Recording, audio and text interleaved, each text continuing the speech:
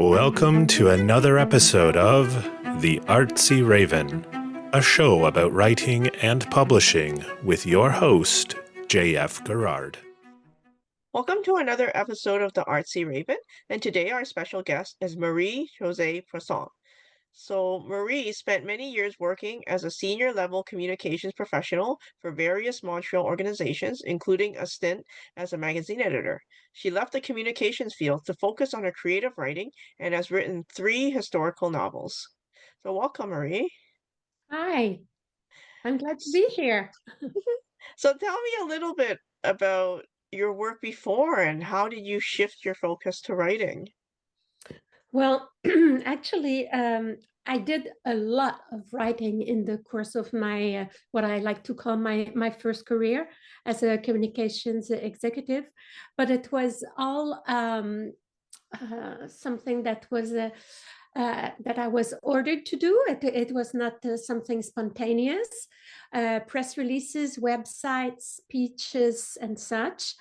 And after a while, I thought, well, I've always wanted to write fiction. If I don't have to, if I don't have a go at it, I'll have regrets. I will always think, what if I'd done it? What if I'd, gone all the way and pursued my dream? So I actually went ahead and wrote a first novel, which did quite well, actually.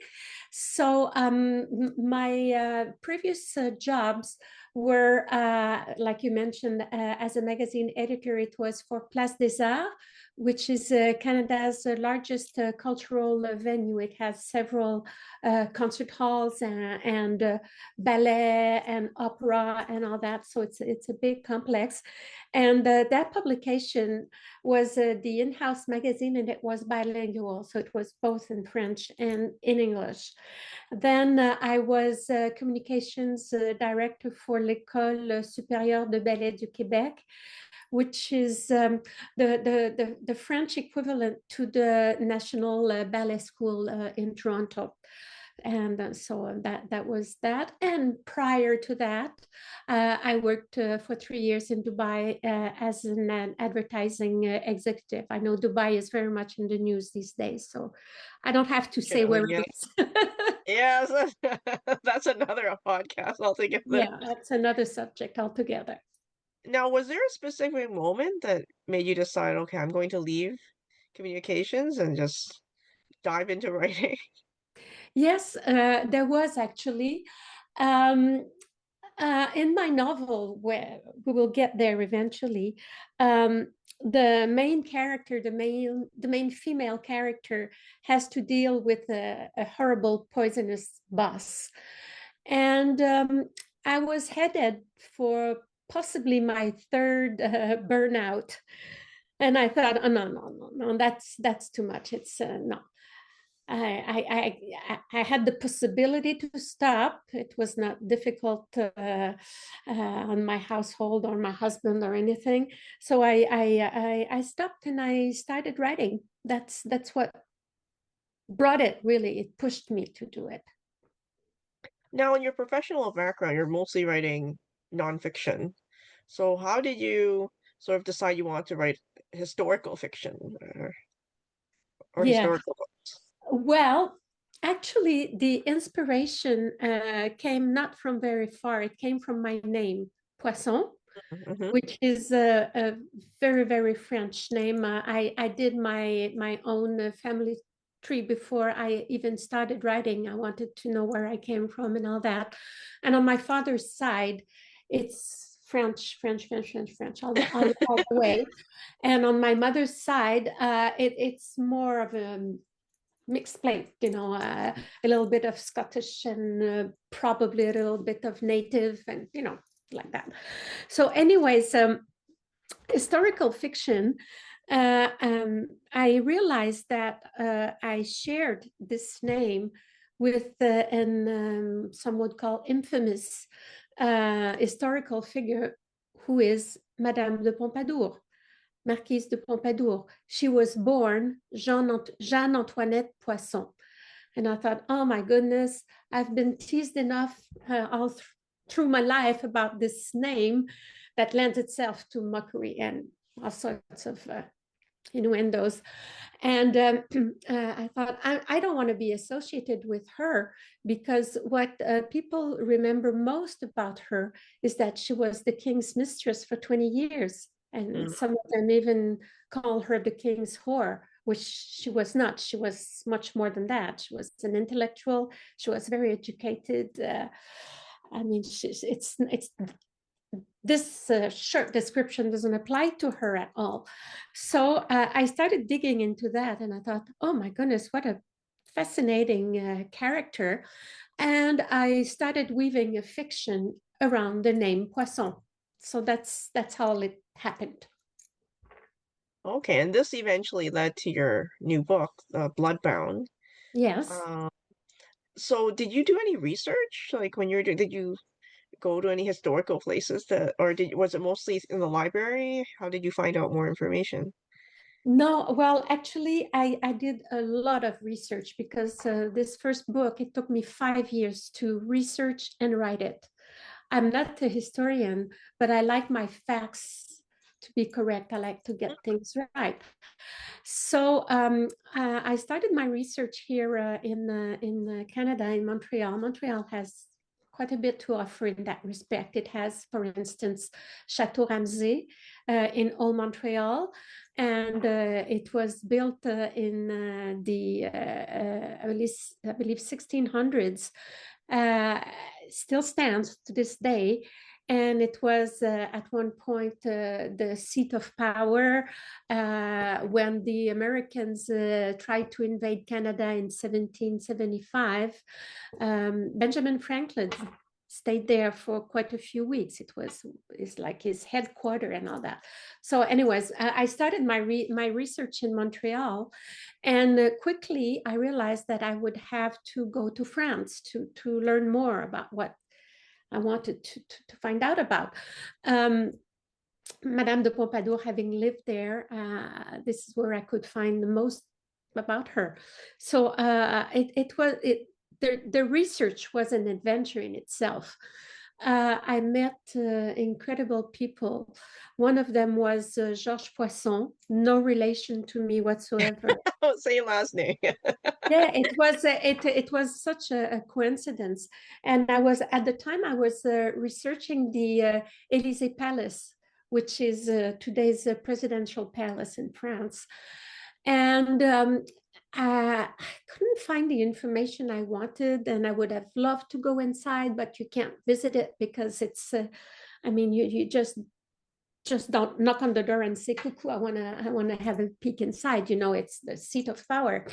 So, anyways, Georges Poisson was most helpful in explaining what the Élysée's history was all about, and I knew by the time I met Georges that Madame de Pompadour had been the second owner of that actually big house. At the time, that's what it was. It was a hôtel particulier, which was the kind of house that either very rich bourgeois or nobles would be able to afford in Paris.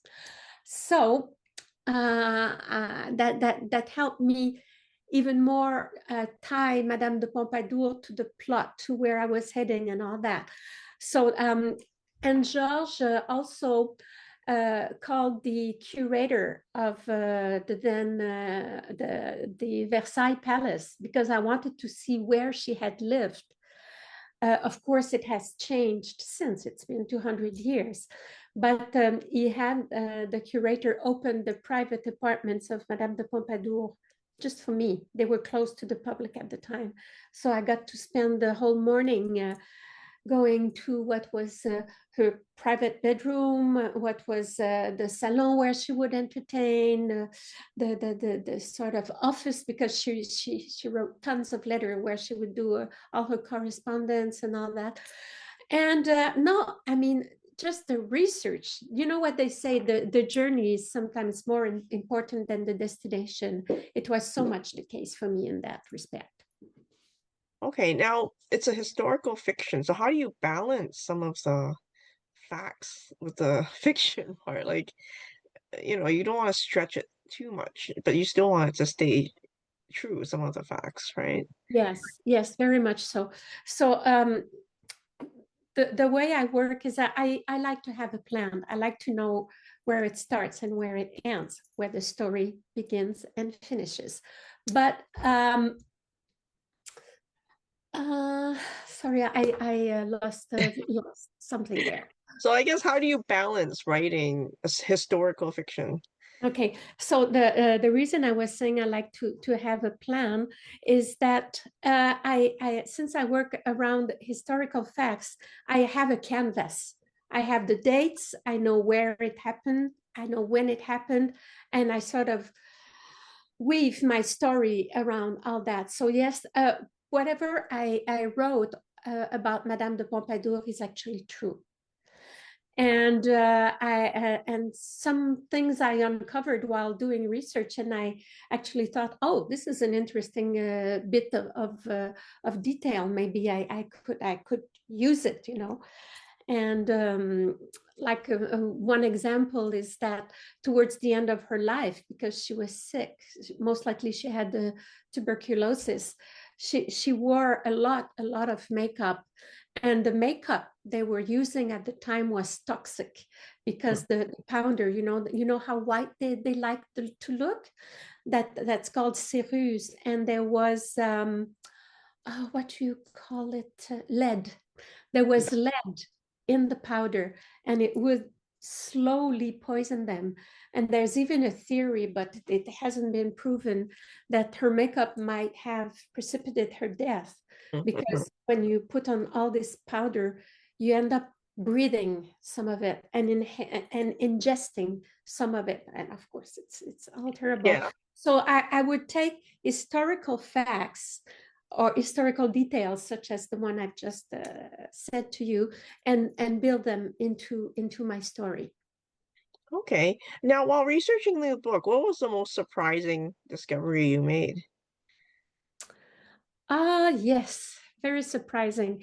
I I had it in my mind to discover where she was buried. It's not really known. There are theories. One of the theories was maybe her bones were sent to the catacombs in Paris. There's all those tunnels underneath Paris. You can go and visit them, and there are walls and walls of skulls and bones and that. And they did that because the cemeteries within Paris were actually poisoning the city. There was too many bodies decomposing, toxic fumes, people were getting sick. So they decided to empty the cemeteries and send everything to the catacombs. But she was not buried in a cemetery. She was born underneath a convent that no longer exists. And I will tell you a little bit because that's interesting. So that most likely the niche where she was buried still exists.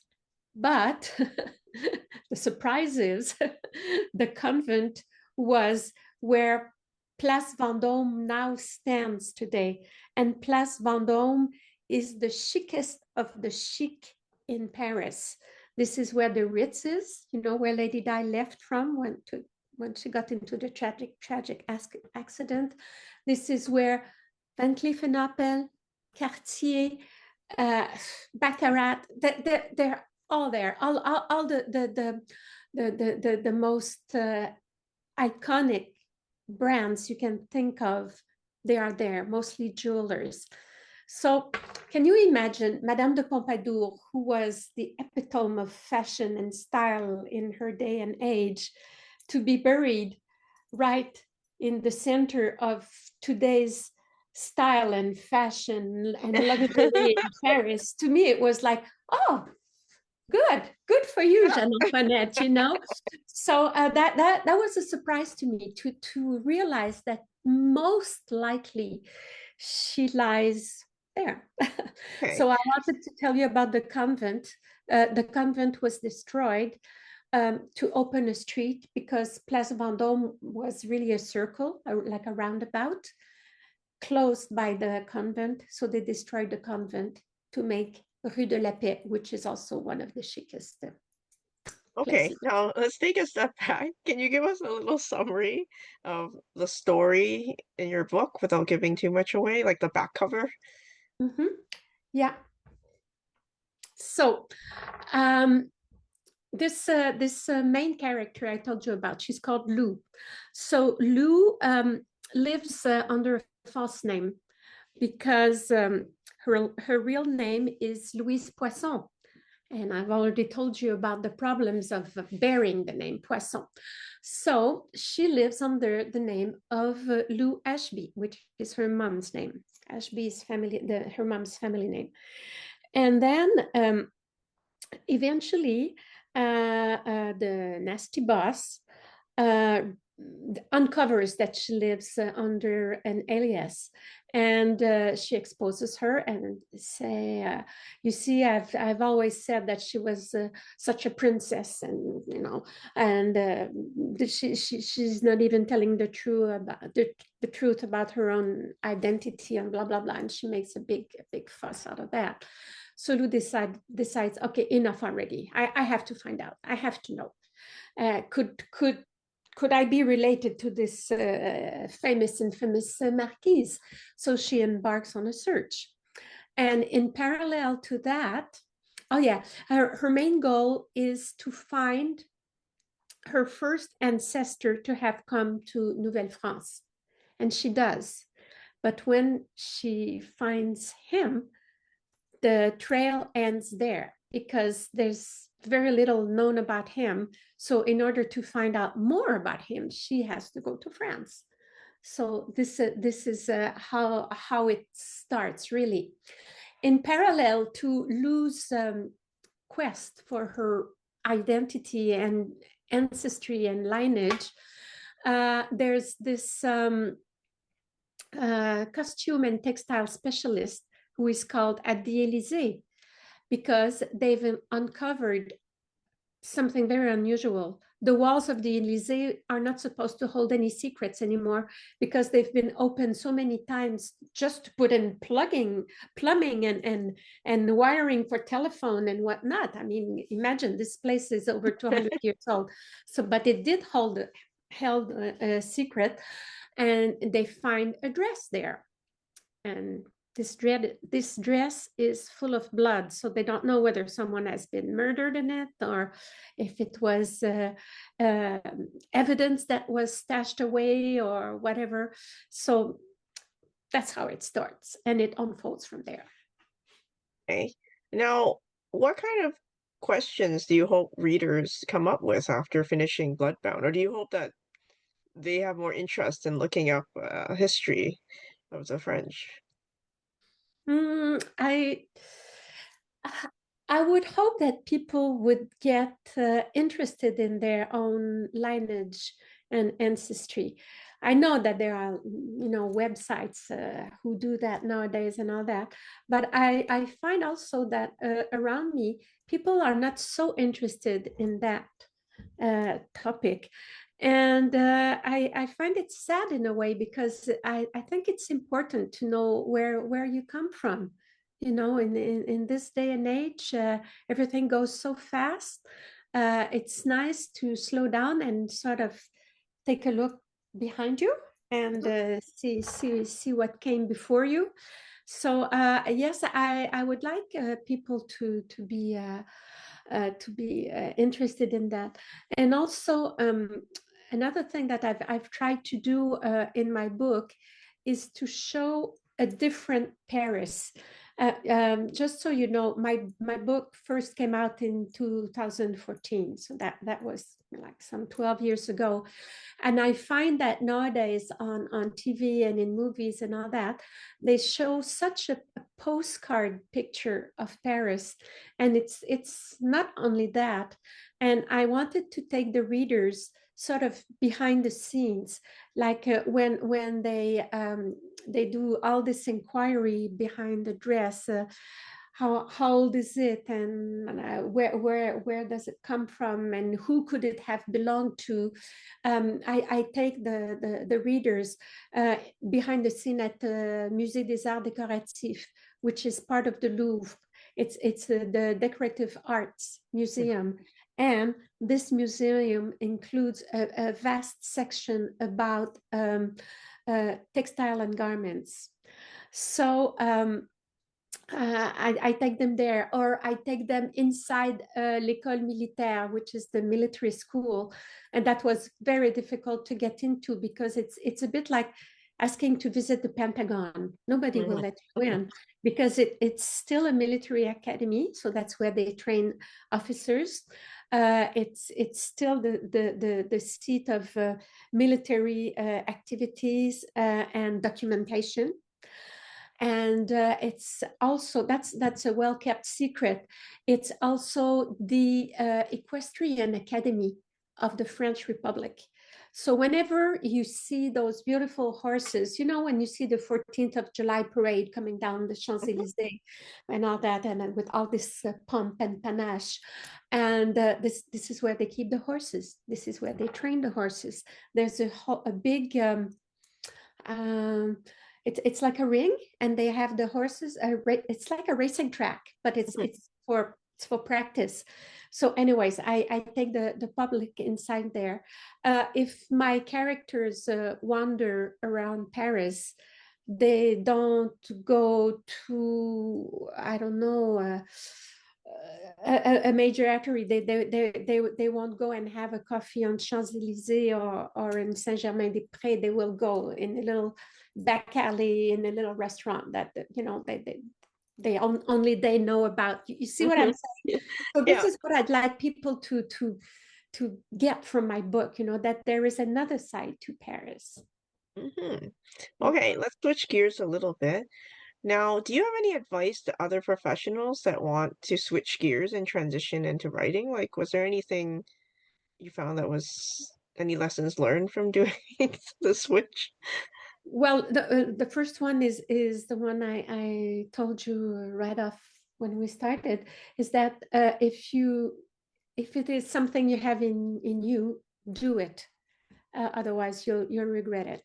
But the downside to this, and I'm sure you're aware of that with the work you do, is that it's very hard to make a living from writing. You know, most writers I know, they have other jobs. They teach or they host shows or whatnot. You know, it's a matter of earning a living. So what I would say to other people who want to start writing is that do it, but with your eyes wide open. Do not imagine that you will make a living out of that. Very few writers make a living out of there. It's like winning the lottery if you can, really. Really, it really is. But it's worth it. Yeah. Now, what was the most challenging aspect of finishing your book, do you think? The most challenging aspect.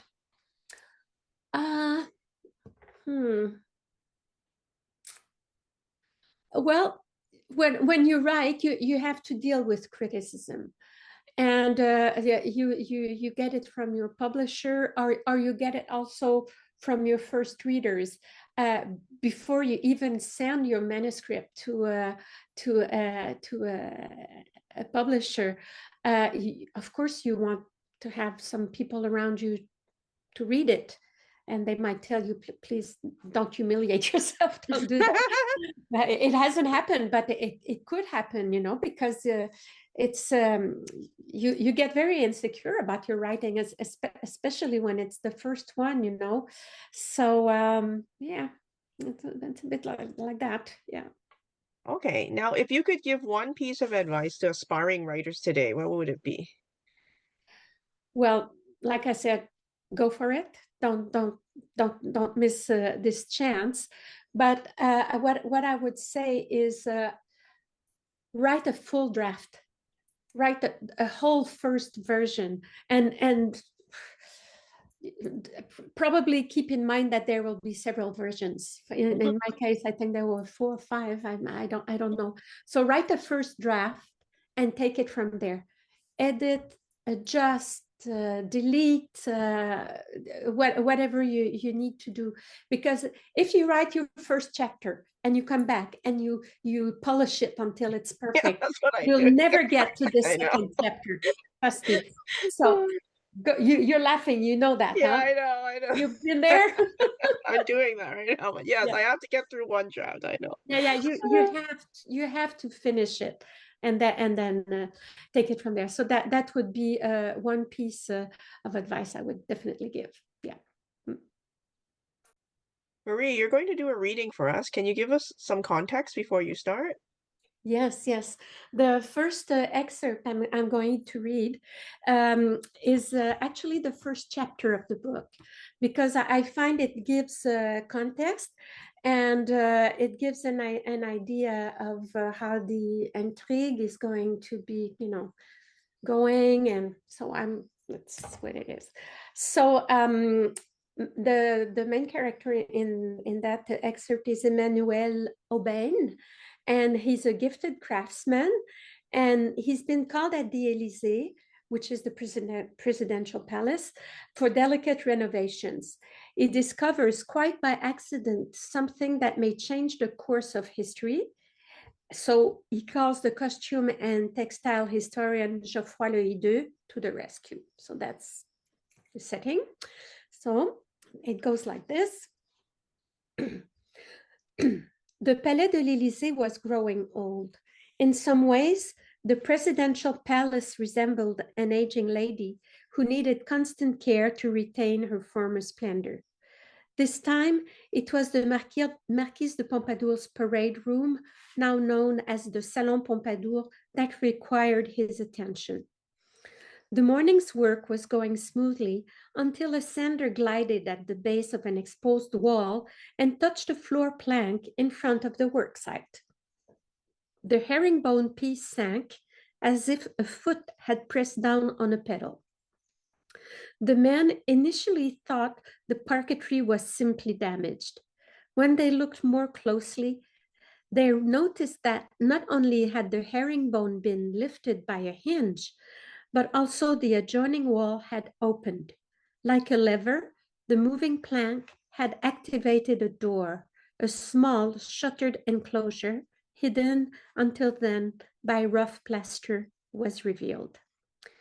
Emmanuel immediately knew what it was: a cache, a hollow wall, a secret recess obscured all that time by the decorative column. Although the master craftsman had made several unexpected discoveries over the course of his career, a stash of louis d'or coins in the Hotel de la Marine, church-censored works forgotten in the walls of a bourgeois apartment, the possible content of this vault raised red flags.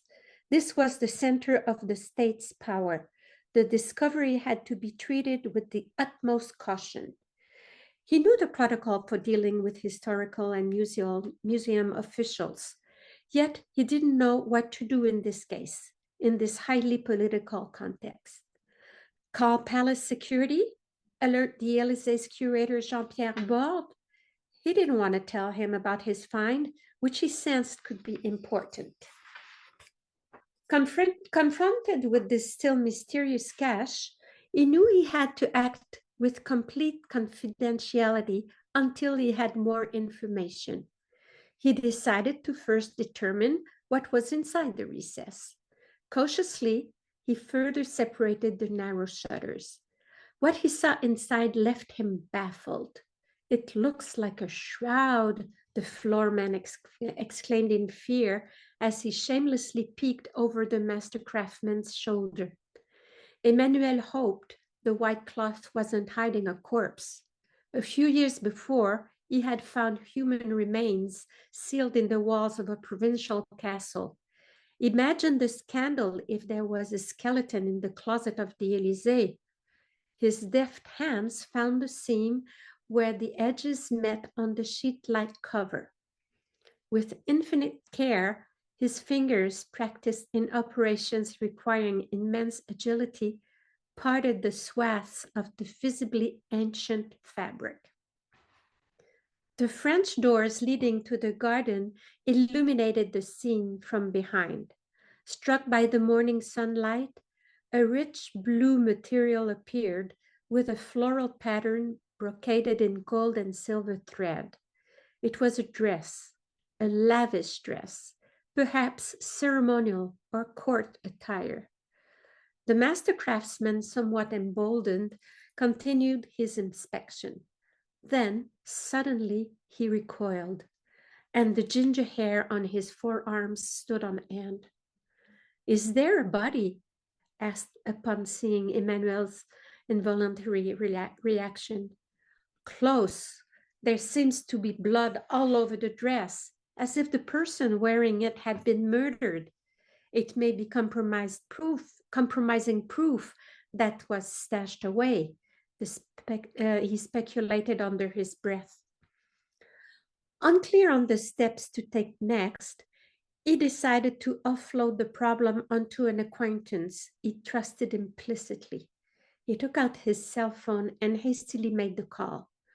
Monsieur le Hideux, this is Emmanuel Aubain, he said in a voice that commanded attention with a firm tone and controlled volume. The last thing he wanted was to be overheard. I just came across something that requires your expertise as a fashion historian. You must come, immediately.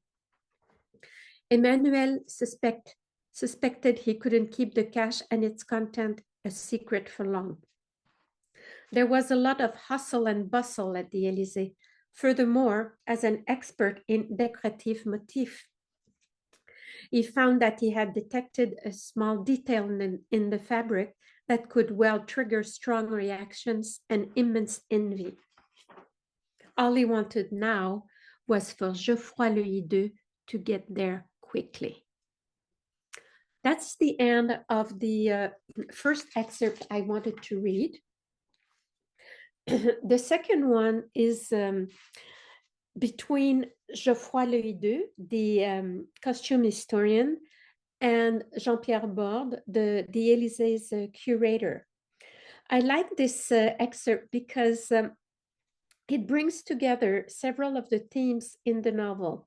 History, the Comte de Maurepas was an important minister and historical figure, and he was an enemy of Madame de Pompadour. You'll see his portrait now in the excerpt. The rampant misogyny of Jean-Pierre Borde, l'Élysée's curator. This is like another subject woven into my novel, the girl power I like to think about, the way women can get control of their lives, the way Lou does it and the way Madame de Pompadour did it. And it introduces other elements of the intrigue, other clues to the investigation. Just a sec. It goes like this. Behind Borde, a portrait hung on the wall. The historian became unsettled when he realized who it was. The figure was easy to identify, surrounded by words Jean-Frédéric Philippot, Comte de Maurepas, secrétaire d'État, commandeur des ordres du roi. Ah, the author of the Poissonnade. The Poissonnade were poisonous poems, by the way. Lou had told him about the humiliation she had endured in Montreal, thanks to Michael Mouse's mocking recitation. Geoffroy felt the same disgust for the individual taunting him with his eternally condescending smile. Ha, I see you've recognized my friend Maurepas. His relationship with the Marquise was rather, how should I put it, turbulent, Borde said.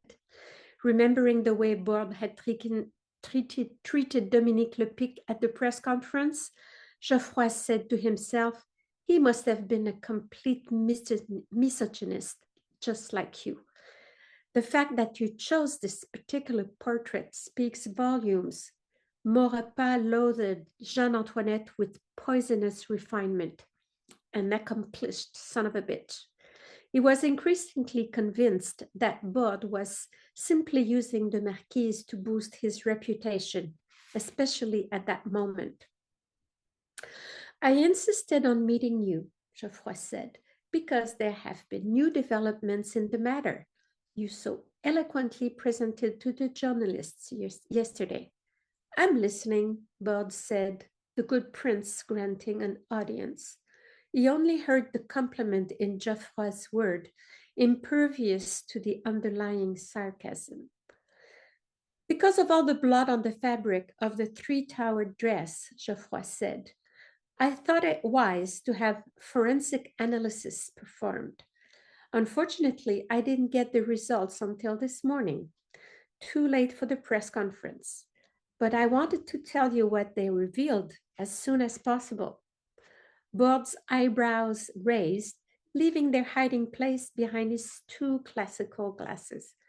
Was he angry about the delay or curious to learn more? The bushy hair remained quirked on the arches above his eyes. Let me assure you right away that no crime was committed against the Marquise, Geoffroy said. But the tests did establish or confirm certain facts. He concisely summarized Thierry's conclusions and advised Bode that the detailed report had already been emailed to him. That's not all, he said. We find something inside the dress, another discovery even more significant. Bode placed his bony hands on top of his antique desk, bent his spindly torso, and extended his turkey neck. He was all ears, eager to hear something that would allow him to get back on his pedestal. Geoffroy carefully removed the plastic-sealed yellowed sheets from a cardboard folder and spread them across the garnet leather in front of the graying 50-something-year-old. Bode didn't touch them. He read them, slowly at first, then faster and faster. Geoffroy gauged his mounting interest by the acceleration of his eye movements. As Bode went on, his skin color changed from healthy pink to cardiac red. Geoffroy hoped the man didn't have any heart problems. He mentally reviewed the resuscitation techniques that all good swimmers like himself must know. Better be safe than sorry. What the hell is this? Bode said, cut to the quick, as if his intelligence had been insulted. A letter addressed to the Marquise, okay, but signed by her son? It's impossible. A sham. There's no historical trace. No mention of a descendants from Madame de Pompadour. She did have a firstborn son who died as an infant, like so many others in that era.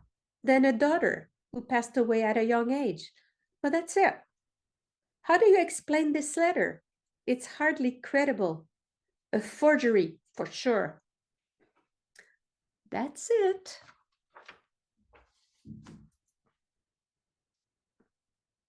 Wow. Well, I mean, thank you very much for coming onto the show and sharing all your research and all these stories with us. Now I want to go to Paris. Of course, you should. I That's know, what one it's day supposed to I do should. to you. Okay. But no, thank you for having me. Really, I very much enjoyed sharing my work, which you guess I'm quite passionate about. Okay, well, best of luck to you. Thank you, and au revoir. Au revoir. The Artsy Raven is produced by Dark Helix Press. Introduction voiceover by Chris Gorman. Music by Tim Moore. Please access your bonus content on the Patreon website. Thank you very much for listening, and please stay safe.